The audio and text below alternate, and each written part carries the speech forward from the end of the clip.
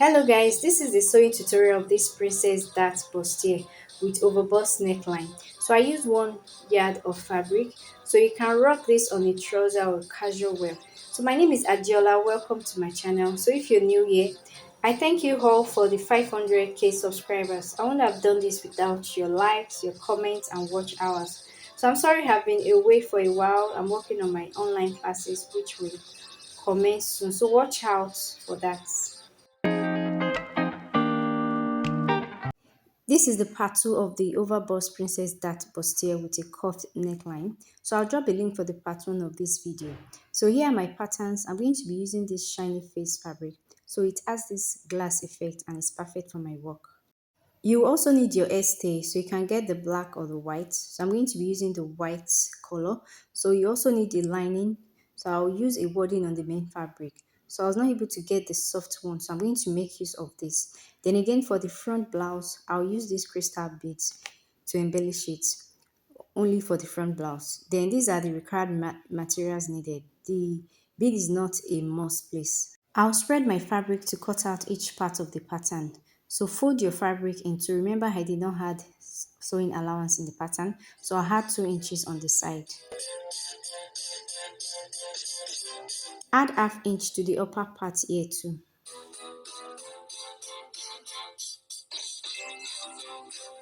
Take note of the zipper side. Also remember the zipper allowance has been added, so no need for allowance. So the next place to add is the hemming. So you add half inch here too for the joining.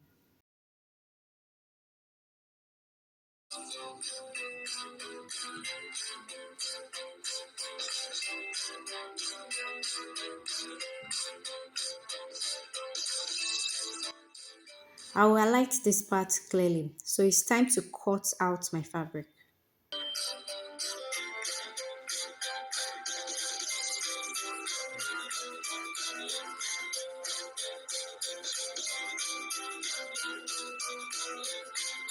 So what is left is the zipper area now. I will indicate the dart area with a light marker later.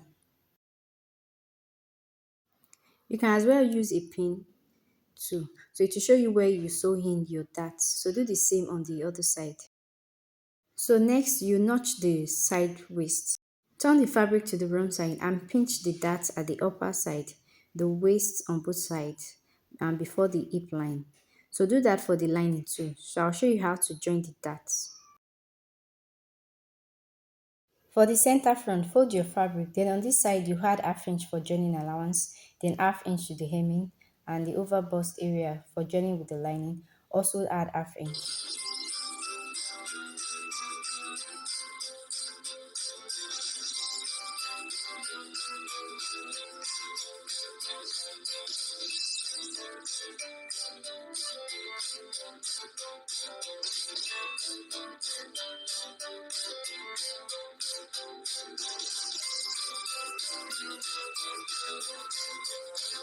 After cutting, notch the waistline and the bust line. So I'll put this aside.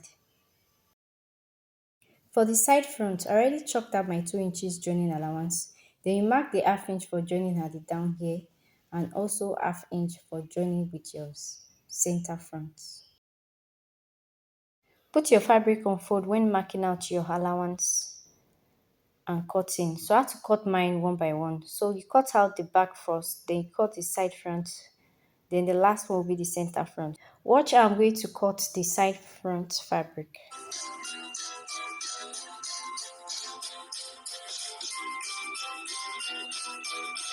To cut out the other side, the pattern of fabric will be faced down. So to skip this process, fold your fabric in two.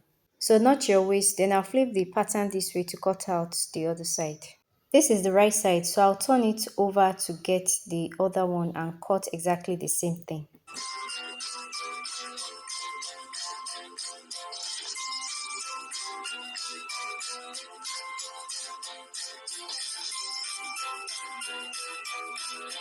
Notch the bust and the waistline. This is the center front and the 2 side fronts of the blouse, so you stitch by half an inch. But before joining, you need to iron your wording for structure and your stay. Then for the lining, you add paper stay. I already cut out my S-tape, so which I'm going to be attaching to the main fabric. So I'll go ahead and cut the wording. So this shiny face will be on the wrong side of your blouse or your dress. The first piece I'll cut out will be my center front. So the wording will stop right on the underbust line. So you can take your pattern to mark out your underbust length with chalk. So I'll cut out the wording now.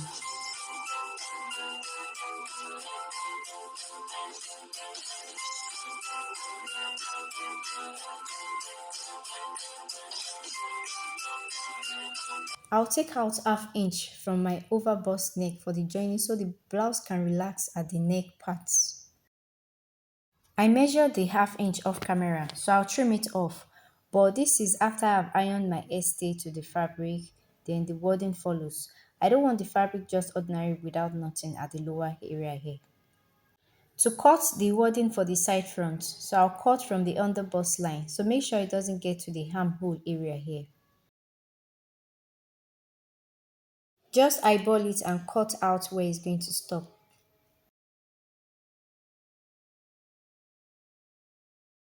You can also turn it to the other side to see properly where you cut out. So remember the shiny part, this is where you iron on. So place it this way. Then the second one right here is for the left side front. The wording I have is a very strong one. So most times in that situation, I pull off some of the wool to reduce it to a medium weight wording. So once I'm satisfied with it, then I'll go ahead and iron it. So iron your paper stay on your lining also.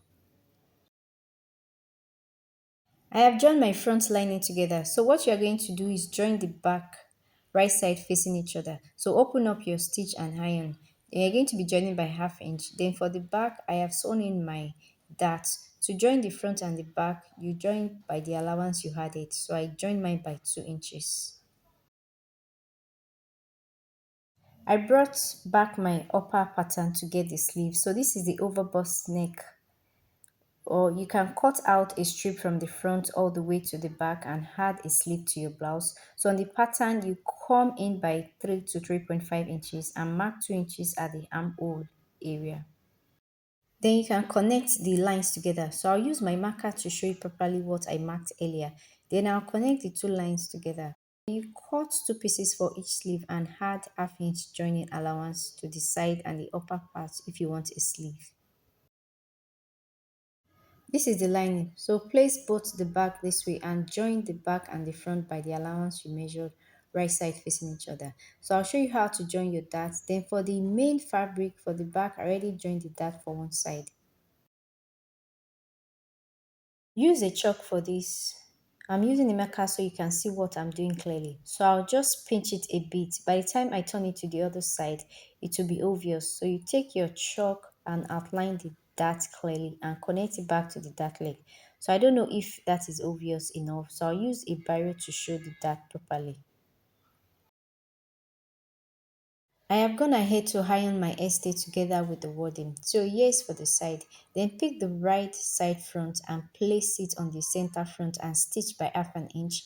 You need to work with some needles at this point. So start inserting the needle together with your two fabric.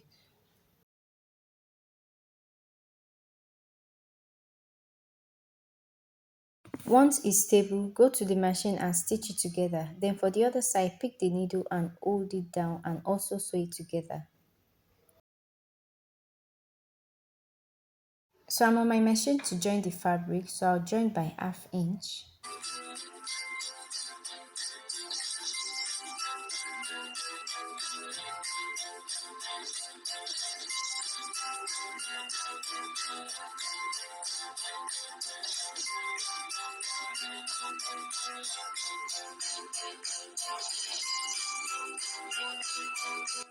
After stitching, here it is, so you open up your seam and you iron. So I'm about to join the second side. So this is how you place and join it. So you start from the upper part and use your pin to guide you.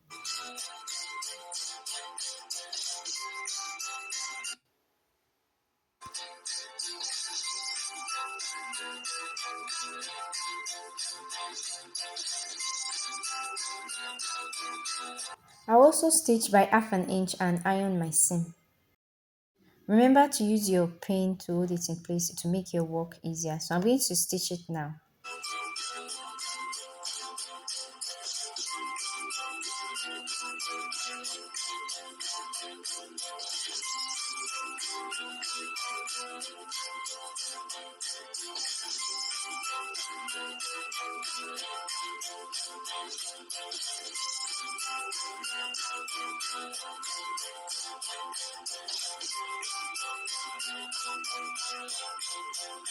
Iron after sewing, then on the underbust line, notch with your scissors so it can be well relaxed.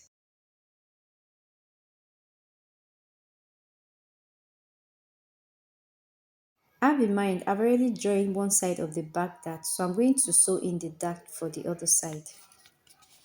I will use my pin to connect and hold in the dart. So pick your pin and fold your fabric in two. So I'll use my pin to hold the dart leg on the first, then on the waistline, I'll make sure the two waist points both connect properly. Once they meet up, I'll use my pin to secure it down. Then I'll hold the last dart leg too. So I'll go ahead to sew it down.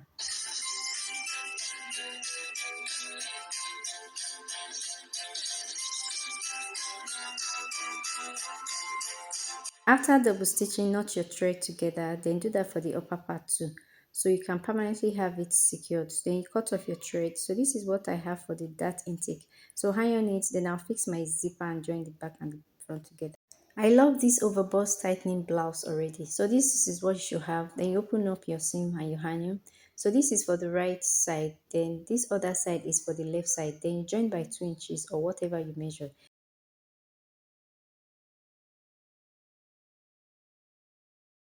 Repeat the same process for the lining. So I'll sew right side facing each other. Then start sewing from the underbust neckline by half an inch. Then you join the down part by half an inch also. I will embellish the front blouse with some crystal beads for some spark.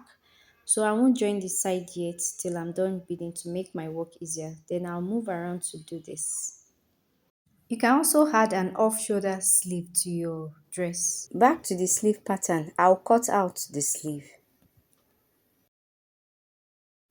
I'll use my fabric and cut 4 pieces. So two will be for the main fabric, then two for lining. So measure ½ inch on the side, the upper part for sewing allowance.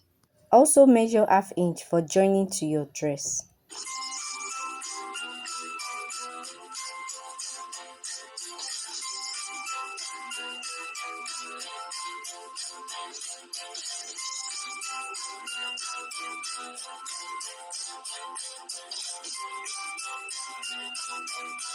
So it will be two for one sleeve, then two for the other sleeve.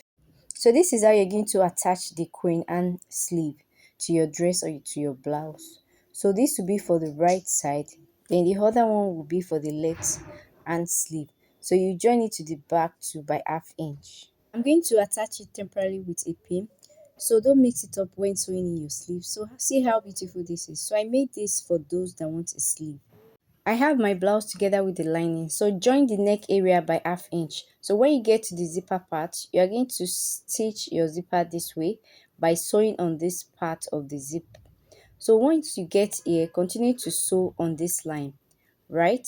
So the zipper has to be inside at this part. Stitch very close to the bottom of your zip. So join together by ½ inch. Repeat the same process at the zipper area here too. So notch the neck area, the hemming too. Then you open the side of your lining to bring out your blouse to the right side. Here is my blouse. So I've gone ahead to iron. This part is very crucial because the beauty of the blouse is to iron, iron, and iron. So iron the hemming properly, the armhole area, the overbust neck. So let it be well relaxed. I turn it to the right side from the side lining. So I also close it back. So this is what you should add after sewing. Then trim up the excesses at the hemming and the neck area together with the armhole area.